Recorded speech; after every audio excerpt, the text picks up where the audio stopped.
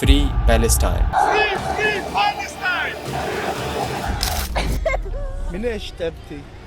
عشان من أعرف من ندم وتمسك كل يوم من ندم.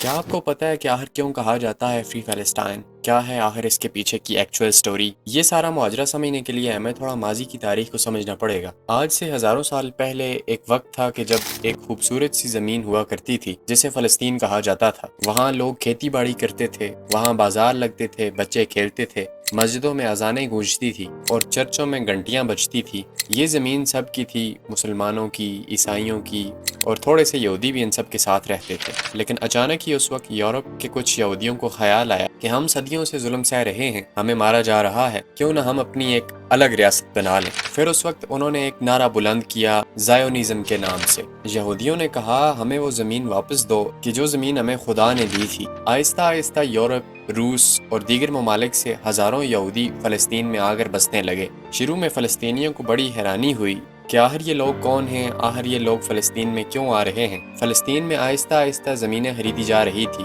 اور آہستہ آہستہ یہودیوں کی بستیاں بھی بسائی جا رہی تھی۔ پھر آتا ہے تباہی کا دن 1947۔ اقوام متحدہ نے اس وقت فیصلہ کیا کہ فلسطین کو 2 حصوں میں بانٹ دینا چاہیے، آدھا حصہ یہودیوں کو دے دینا چاہیے اور آدھا عربوں کو۔ بٹ یہ کیسا انصاف تھا کہ آبادی کا 70% حصہ فلسطین کے اندر عرب تھے اور زمین کا 90% حصہ انہی کے پاس تھا۔ تو پھر اقوام متحدہ نے آدھی زمین یہودیوں کو دے دینے کا فیصلہ آخر کیسے کیا؟ فلسطینیوں نے کہا بھی کہ یہ ہمارے ساتھ ناانصافی ہے، لیکن اس وقت بھی فلسطینیوں کی کسی نے ایک نہ سنی۔ پھر آتا ہے وہ دن کہ جس وقت سارا کچھ اچانک بدل جاتا ہے، 14 مئی 1948، کہ جس وقت ڈیوڈ بن گورین اسرائیل کے بننے کا اعلان کرتا ہے۔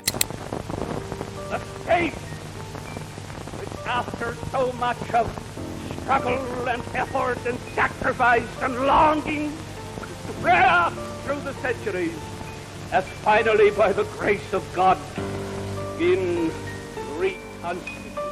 جس وقت یہ اعلان ہوتا ہے کہ اسرائیل بن چکا ہے، اس سے اگلے ہی دن 15 مئی 1948 کو عرب ممالک نے وہاں پر حملہ کر دیا، جس کے نتیجے میں اسرائیل نے وہاں فلسطینیوں کے دیہاتوں پر حملہ کیا۔ جس وقت اسرائیل نے فلسطینی دیہاتوں پر حملہ کیا، اس کے نتیجے میں 500 سے زائد دیہات تباہ ہو گئے، 7 لاکھ فلسطینی بے گھر ہو گئے اور ہزاروں فلسطینیوں کو مار دیا گیا وہاں پر۔ اور جن فلسطینیوں نے وہاں سے بچ کے پناہ لی وہ آج بھی کیمپوں میں ہیں۔ فلسطینیوں نے اس دن کو کہا نکبہ، یعنی تباہی کا دن۔ فلسطین جو کہ ایک ہی زمین تھی اب کئی ٹکڑوں میں بٹ چکی تھی۔ اسرائیل بن گیا اور وہ طاقتور ہو گیا۔ آپ 1946 کے میپ میں دیکھ سکتے ہیں کہ فلسطین جو کہ ایک ہی زمین تھی اب کئی ٹکڑوں میں بٹ چکی تھی۔ 1947 کے اس میپ میں آپ دیکھ سکتے ہیں یہ سارا خطہ فلسطین کا ہوا کرتا تھا، بٹ جس وقت اس کے بعد فلسطین کے ساتھ زیادتیاں ہوئی، اس کو وہاں سے نکال دیا گیا، تو وہاں کے میپ جو ہیں ہم دیکھ سکتے ہیں یہاں پر، اور 2012 کے میپ میں ہم دیکھ سکتے ہیں کہ فلسطین کا کتنا چھوٹا سا حصہ رہ گیا ہے، حالانکہ یہ پورا خطہ فلسطین کا ہوا کرتا تھا اور اس پورے خطے پر اسرائیل نے ناجائز قبضہ کر لیا۔ اور کیا آپ کو پتہ ہے فلسطینی آج کیا چاہتے ہیں؟